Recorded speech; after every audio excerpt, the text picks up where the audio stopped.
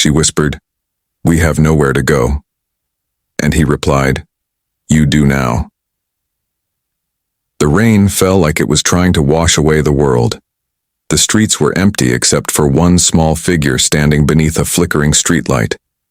A young woman clutching a child, both soaked to the bone. Her hair clung to her face, her shoes were torn, and her eyes held that haunting mixture of fear and exhaustion only seen in people who have lost everything. She didn't cry anymore. There were no tears left. Her lips trembled as she whispered, to no one in particular, "We have nowhere to go."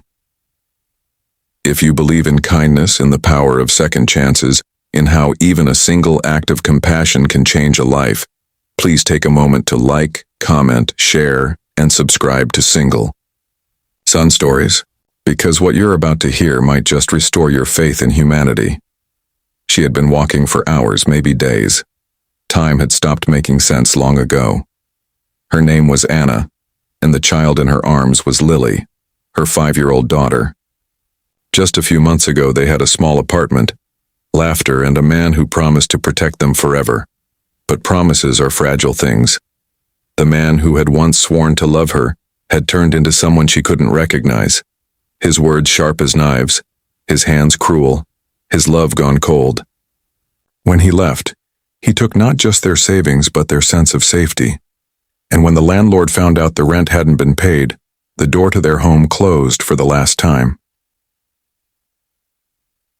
That night, Anna held Lily close as they sat behind a closed cafe, shivering against the wall, the cardboard under them soaked through. She told her daughter stories of sunshine and gardens, pretending everything would be okay. But deep down, she felt something breaking. That quiet, hollow ache of hopelessness that comes when the world forgets you exist. When morning came, she tried again. She knocked on doors, asked for work, begged for help. Most people turned away. Some gave a coin, others a look of pity. And by evening she ended up on that street, her hope hanging by a thread. Then headlights cut through the rain. A pickup truck slowed beside her. The window rolled down and a man's voice called out, rough yet gentle, "Hey, are you all right?" She froze. He stepped out, tall and broad, wearing an old coat and a look of quiet concern. His name was David. He was a mechanic who had been working late that night, driving home when he saw her standing there like a ghost lost between the raindrops. Anna wanted to run. Life had taught her not to trust kindness. But Lily's small fingers clutched her sleeve tighter, and something in David's eyes, something honest, made her stay. She managed to whisper, "We have nowhere to go." And her voice broke on the last word, shattering whatever pride she had left. David didn't hesitate. He simply looked at her and said, "You do now." Those 3 words hit her harder than any storm ever could. He opened the truck door, helped her inside, and wrapped Lily in his coat. For the first time in months, Anna felt warmth that didn't come from pretending. David's home was modest, a little house near the edge of town with creaky floors and the smell of old wood and coffee. He gave them towels, food, and a place to sleep. Anna was too tired to speak, too afraid this was a dream she'd wake up from. But when she woke the next morning to the smell of pancakes and the sound of Lily laughing in the kitchen, reality felt like something worth holding on to again. Days turned into weeks. David never asked too many questions. He simply helped where he could. He fixed an old bicycle for Lily, made Anna laugh with his clumsy jokes, and left small notes by the door reminding her she wasn't a burden. Still, Anna struggled to believe this peace was real. Every night she waited for it to vanish, for David to get tired of them, for the world to punish her for daring to hope again. One afternoon she overheard David talking to his friend in the garage. "She's been through hell," he said quietly. "I don't know the details, but I see it in her eyes. I just want her to know she's safe." Those words broke her in a different way, not with pain, but with gratitude. Anna began helping around the house, cooking, cleaning, and later finding part-time work at a small diner nearby. She was shy at first, but the regulars adored her gentle smile and the way she always slipped an extra cookie into Lily's napkin. For the first time in years, she felt useful. She felt human again. But healing isn't a straight road. One night, her past found her again. Her ex, the man she had escaped from, showed up at the diner, smelling of alcohol and rage. His eyes burned when he saw her. "You think you can run from me?" he snarled, grabbing her wrist. Panic flooded her body. All the fear she had buried came rushing back. But before she could even cry for help, David appeared. He had come to walk her home, as he often did.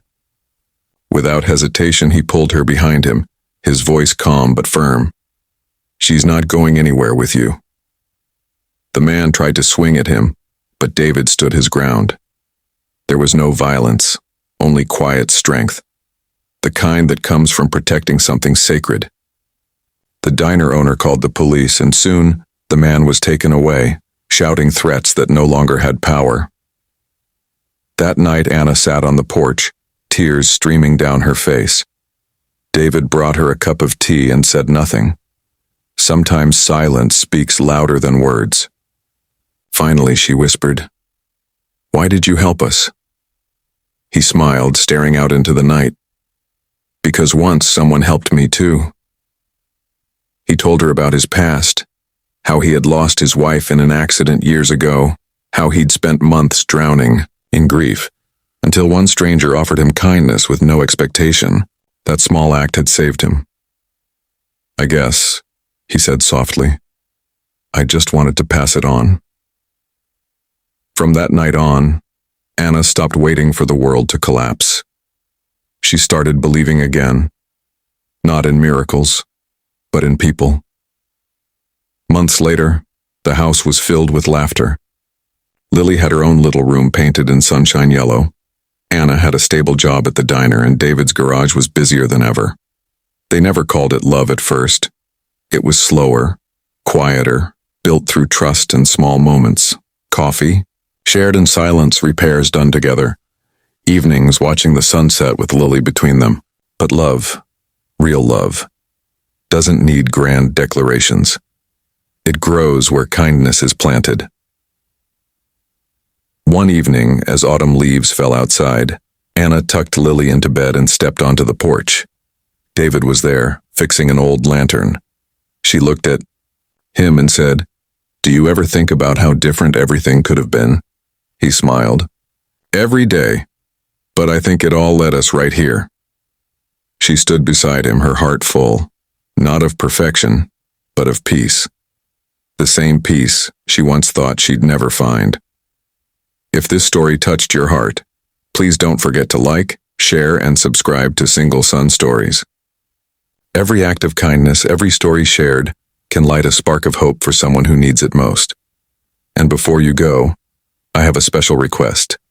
Comment below with one line, "Kindness still exists." Let's fill the world with that reminder.